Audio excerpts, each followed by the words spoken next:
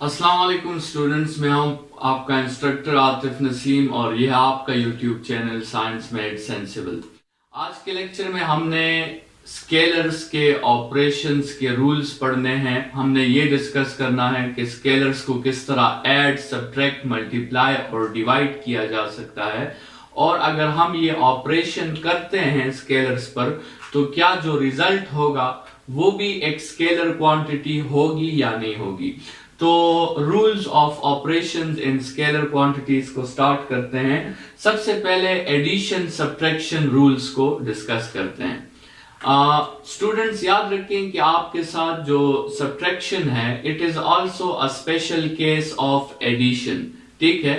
तो इसलिए हम एडिशन सब्ट्रैक्शन रूल्स को एक ही जगह पर डिस्कस करते हैं। जो मैंने आपसे कहा कि subtraction is also a special case of addition, इसका मतलब ये है कि लेट्स सपोज अगर आपसे कोई कहे कि 3 माइनस 2 करें, so we can write it like this, 3 plus minus 2. So it means that subtraction is a special case of addition, ठीक है।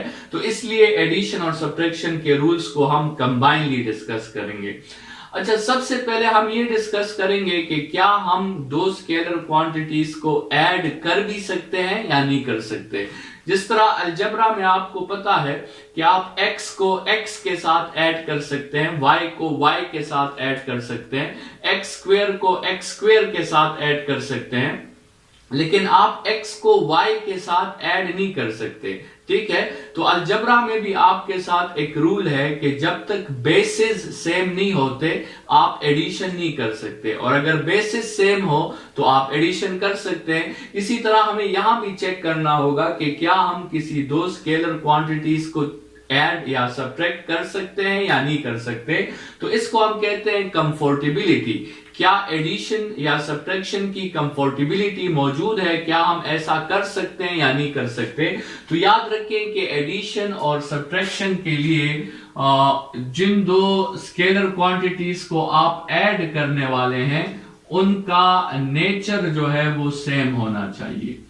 नेचर सेम होने का मतलब यह है कि अगर एक क्वांटिटी मास है तो दूसरी क्वांटिटी भी मास ही होनी चाहिए। अगर एक क्वांटिटी लेंथ है तो दूसरी भी लेंथ होनी चाहिए। अगर एक क्वांटिटी जो है वो आपके साथ टाइम है तो दूसरी भी टाइम होनी चाहिए, तभी आप ऐड या सब्ट्रैक्ट कर सकते हैं, ठीक है। नेचर सेम, या फिर आप ये लिख दें कि यूनिट्स आपके साथ उसके क्या होने चाहिए, यूनिट्स आपके साथ सेम होने चाहिए। मतलब आप केजी को केजी के साथ ऐड कर सकते हैं, सेकंड्स को सेकंड्स के साथ ऐड कर सकते हैं, लेकिन आप केजी को सेकंड्स के साथ ऐड नहीं कर सकते। ये है कंफर्टेबिलिटी। अगर कंफर्टेबिलिटी मौजूद है और आप ऐड कर सकते हैं तो फिर रूल्स क्या है। रूल्स आपके साथ सिंपल अलजेब्रिक रूल्स हैं।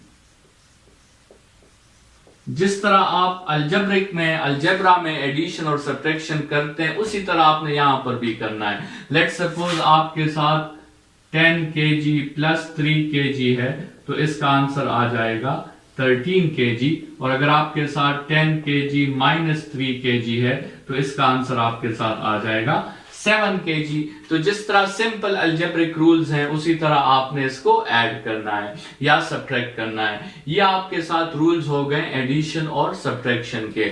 अभी आते हैं और बात करते हैं कि स्केलर्स को मल्टीप्लाई और डिवाइड करने के क्या रूल्स हैं। उनमें भी सबसे पहले हम कंफर्टेबिलिटी डिस्कस करते हैं कि क्या कोई कंडीशन हमें चेक करनी होगी या नहीं करनी होगी। तो जिस तरह अलजेब्रा में भी आपको पता है एडिशन सब्ट्रैक्शन के लिए कंडीशन है, लेकिन मल्टीप्लिकेशन डिवीजन के लिए कोई कंडीशन नहीं है। आप x को x के साथ भी मल्टीप्लाई कर सकते हैं, x को y के साथ भी मल्टीप्लाई कर सकते हैं, और डिवाइड भी आप कर सकते हैं। तो इसी तरह स्केलर्स में भी कोई कंडीशन नहीं है। आप जो है किसी भी दो स्केलर क्वांटिटीज को मल्टीप्लाई भी कर सकते हैं और किसी भी दो स्केलर क्वांटिटीज को आप डिवाइड भी कर सकते हैं। एज सच कोई कंडीशन नहीं है। आप लेट सपोज एरिया देखें तो एरिया में हमने दो स्केलर क्वांटिटीज को मल्टीप्लाई किया है, लेंथ इनटू विड्थ, ठीक है।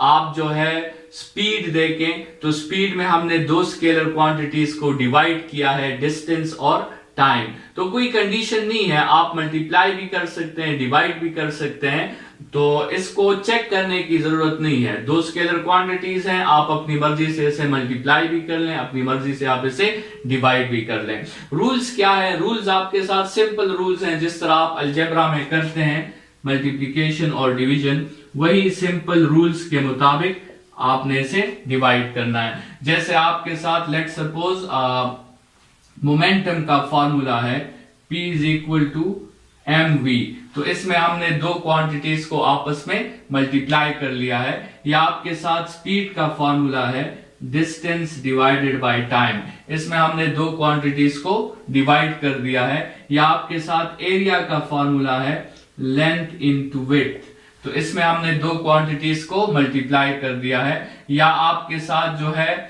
वो डिस्टेंस का फॉर्मूला है स्पीड इनटू टाइम, इस फॉर्मूला को अगर आप क्रॉस मल्टीप्लाई कर दें। या अगर आपके साथ इफिशिएंसी का फॉर्मूला है वो है output energy divided by input energy.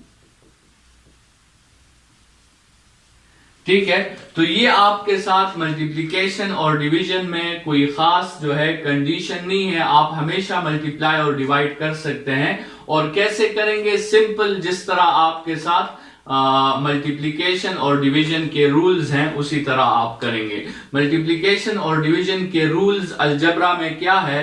सबसे पहले आप साइन को ऑपरेट करोगे, फिर आप नंबर को ऑपरेट करोगे, फिर आप यूनिट्स को ऑपरेट करोगे। ठीक है, सबसे पहले आपने साइंस मल्टीप्लाई करने हैं, फिर आपने नंबर्स मल्टीप्लाई करने हैं, फिर आपने यूनिट्स मल्टीप्लाई करने हैं। और अगर डिवीजन है तो सबसे पहले साइन डिवाइड करना है, फिर आपने नंबर डिवाइड करना है, फिर आपने यूनिट डिवाइड करना है। ठीक है, तो ये आपके साथ सिंपल रूल्स हैं। तो ये हमने एडिशन, सब्ट्रैक्शन, मल्टीप्लिकेशन और डिवीजन के रूल्स पढ़ लिए हैं। एक इंपॉर्टेंट प्रॉपर्टी है मैथमेटिक्स की जिसे हम कहते हैं क्लोजर प्रॉपर्टी। ये क्लोजर प्रॉपर्टी अप्लाई होती है ऑपरेटर्स पर किसी खास सेट में। हम देखना चाहते हैं कि किसी खास सेट में मैथ्स का एक ऑपरेटर प्लस या माइनस या मल्टीप्लाई या डिवाइड या कोई भी ऑपरेटर, क्या वो ऑपरेटर उस सेट में क्लोज्ड है कि नहीं है, क्या वो ऑपरेटर जो है वो क्लोजर प्रॉपर्टी ओबे करता है कि नहीं करता, या फिर वो ऑपरेटर उस सेट में क्लोज्ड है या नहीं है। फॉर एग्जांपल, अगर हमारे साथ नेचुरल नंबर्स का सेट है और हम इस पे प्लस चेक करना चाहते हैं कि क्या इस नेचुरल नंबर्स में प्लस का ऑपरेटर वो क्लोज्ड है या नहीं है, तो आप यहां से कोई भी दो नेचुरल नंबर्स उठा लें, 1 और 4 उठा लें, और आप 1 और 4 को ऐड करें, आपके साथ 5 आता है। और आपको पता है कि 5 बिलोंग्स टू नेचुरल नंबर्स।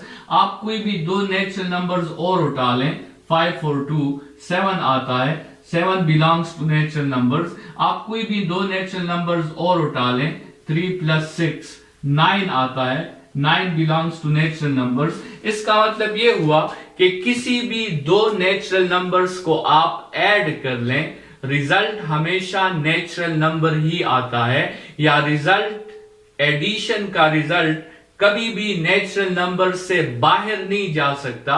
इसका मतलब एडिशन का रिजल्ट उसी नेचुरल नंबर्स में बाउंडेड है, उसी नेचुरल नंबर्स में क्लोज्ड है, उसकी लिमिट जो है वो उस सेट से बाहर नहीं जा सकती। सो हम कह सकते हैं कि this plus operator is closed in natural numbers. ठीक है, ये प्लस ऑपरेटर क्या है? ये इस नेचुरल नंबर्स में क्लोज्ड है, या plus operator obeys closure property with respect to addition in natural numbers. लेकिन माइनस ऑपरेटर आपके साथ यहां पर क्लोज्ड नहीं है, क्योंकि अगर आप 4 - 1 करें, लेट सपोज 3, वो तो नेचुरल नंबर है, लेकिन अगर आप 1 - 4 करते हैं तो 1 - 4 से आपके साथ -3 आता है, and -3 is not a natural number. ठीक है, तो एडिशन तो क्लोज्ड है, लेकिन subtraction is not closed in natural numbers. ठीक है, अच्छा, यही जो प्रॉपर्टी है क्लोजर प्रॉपर्टी, ये हमने अभी अप्लाई करनी है स्केलर्स के सेट पर। और हमने देखना है कि स्केलर्स के सेट में एडिशन, सब्ट्रैक्शन, मल्टीप्लिकेशन और डिवीजन ये क्लोज्ड है या नहीं है। तो याद रखें कि जब भी हम दो स्केलर क्वांटिटीज को प्लस करते हैं, जब भी हम दो स्केलर क्वांटिटीज को प्लस करते हैं, रिजल्ट हमेशा हमारे साथ स्केलर ही आता है। ठीक है, जब भी दो स्केलर क्वांटिटीज को हम ऐड करते हैं, रिजल्ट भी स्केलर ही आता है। यहां आप देख सकते हैं 10 kg plus 3 kg 13 kg, 10 kg minus 3 kg 7 kg। तो दो मासेस को आप प्लस या माइनस करोगे, आपके साथ मास ही आएगा। दो लेंथ्स को आप प्लस या माइनस करोगे, आपके साथ लेंथ ही आएगा।